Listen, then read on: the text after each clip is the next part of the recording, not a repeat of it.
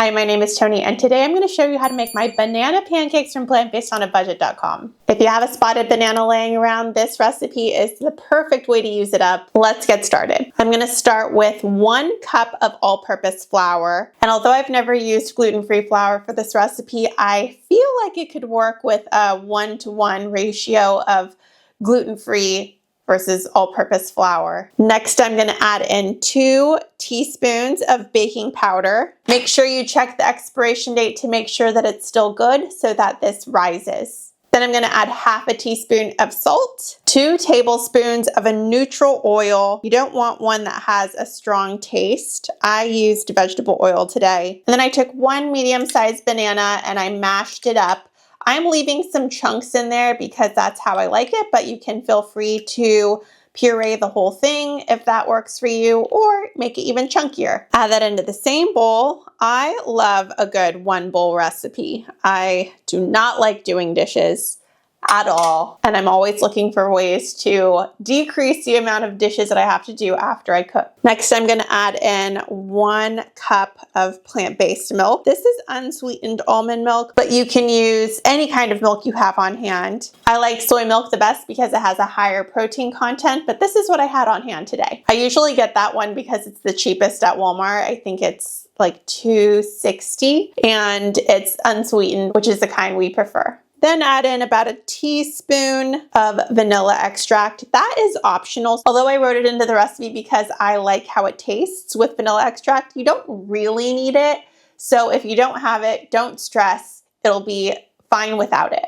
And lastly, I'm going to put in 2 tablespoons of brown sugar. The bananas are sweet on their own, but I don't find them to be sweet enough. If you don't do brown sugar, you can also add in some regular granulated sugar or even some agave or maple syrup. And I'm gonna mix this up. I just got this whisk and it is heavy duty. I really like it. It's from the brand, I believe they're pronounced Gear.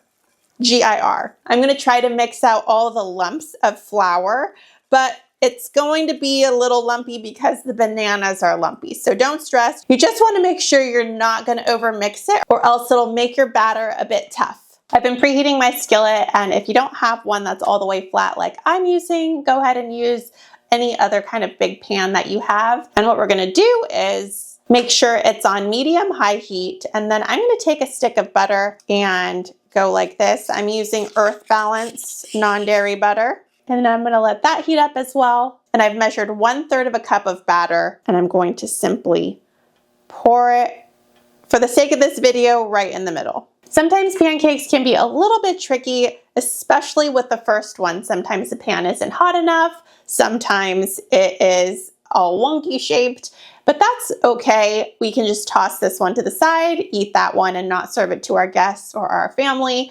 and it'll still taste good, even if it's not the prettiest one in the bunch. What we're looking for is for this whole thing to start bubbling. Once it has big bubbles popping in the center and all around, that's when I'm gonna flip it over. Every stovetop is different, so if you're working on a gas stove, that would be different than me working on my electric burner. Although it can take about a minute, just make sure you're watching for those big bubbles. And another thing I'm looking for is that the edges are beginning to firm up. I also noticed that the first one takes the longest because oftentimes I'm a bit impatient and I start before my pan is properly preheated. So it's good to preheat your pan while you're making the batter. That way you don't have to wait as long. It is looking delicious. And once that first one is done, it goes by a lot faster. But if you want to keep them warm, you can add them to a baking pan and put them in the oven at 200 degrees Fahrenheit, about 95 degrees Celsius, and keep them warm while you wait for the rest of the pancakes to cook.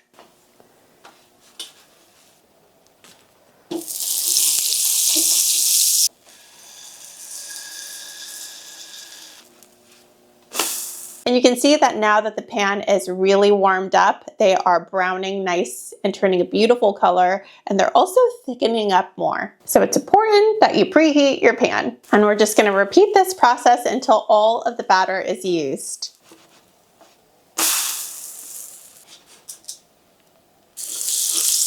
I know that some people use pancake molds and they pour their batter directly into the mold so that it's always perfectly round.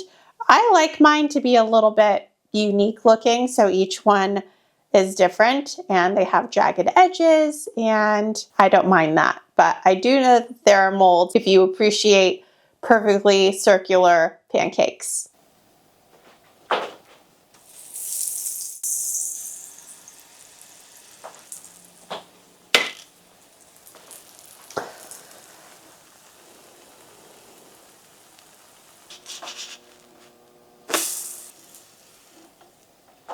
These pancakes are so easy to make, always a hit, a great way to use up that last banana in the bunch that is now browning and really spotted. They are so tasty. I'm going to serve them with some sliced banana and a drizzle of maple syrup. If you have the Plant-Based on a Budget cookbook, the recipe can also be found there. I'm adding the printable recipe down below. And if you give it a try, please let me know in the comments. Thank you so much for watching today. If you enjoyed this video, please give it a thumbs up. Hit the subscribe button, and I will see you in the next video. Thank you. Bye.